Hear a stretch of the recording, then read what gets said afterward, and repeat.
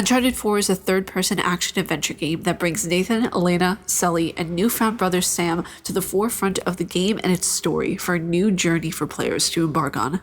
Nathan, former thief, now family man, has to make the choice: sacrifice his family and safety for fool's gold, or remember that every hero's tale ends one way or another.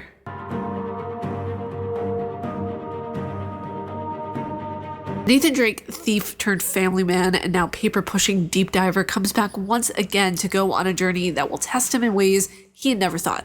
Going through this title and seeing how Nathan has grown not only as an individual, but someone who has been addicted to this lifestyle of being a thief, being that person who needed just one more hit to survive. Finding out that Nathan had a brother I did not expect, and seeing through the many cinematic cutscenes just how steeped and enriched in history both their lives were, it all made sense as to why Nathan became who he was. The storytelling in this game is unlike any other. Obviously, we all know that Uncharted stories are absolutely phenomenal. The story is just so natural and flows with the rhythm of natural dialogue. In games, normally, dialogue has a start and a stop rhythm to it that seems almost unnatural and somewhat robotic. With the Uncharted games, conversations flow how they normally would in real-life conversations. There are interruptions, there are starts, there are stops, there are little annotations that occur whenever you are discussing something with someone. Naughty Dog fully encapsulates reality within a video game of how people actually converse with one another, and I think that it is phenomenal. We see the progress throughout the first game all the way up until the fourth game now, and I think their craft only got more refined over time, which is what happens whenever you practice something. You get good at it. We see Uncharted 4, whether that be on the PS4 or the Legacy of Thieves collection for the PS5.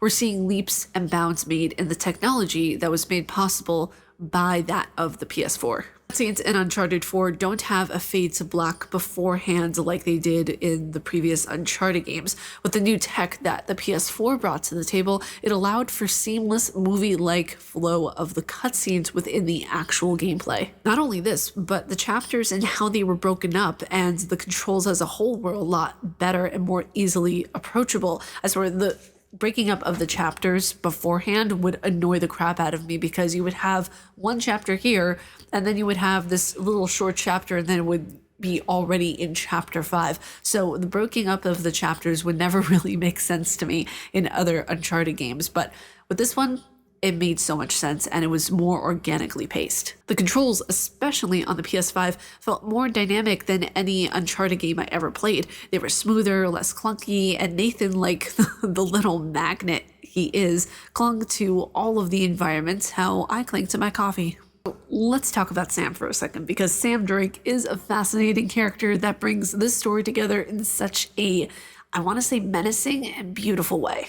Sam creates a suspicious, untrusting aura from the get-go that made me think he's onto something. Seeing who he is from childhood all the way up until almost the end of the game, it's clear that he represents the personality type of an addict. Avery's treasure is the next high. He would rather be dead than not see it through. Through Sam's eyes, he's the victim. He's the one who's the struggling rescuer of treasures from lands afar, the lone wolf that did it all on his own.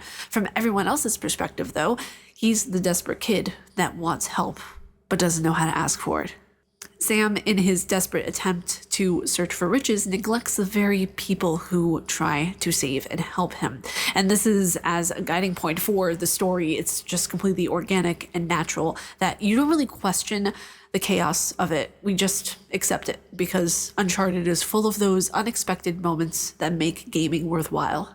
But you guys, that is it for me for today's review on Uncharted 4. If you guys like my face and what I do, please be sure to subscribe and hit that bell down below. I make videos every day here on YouTube. May you find your worth in the waking world, dear hunter. Stay casually nerdy, and I will see you all in the next video. Bye, you guys.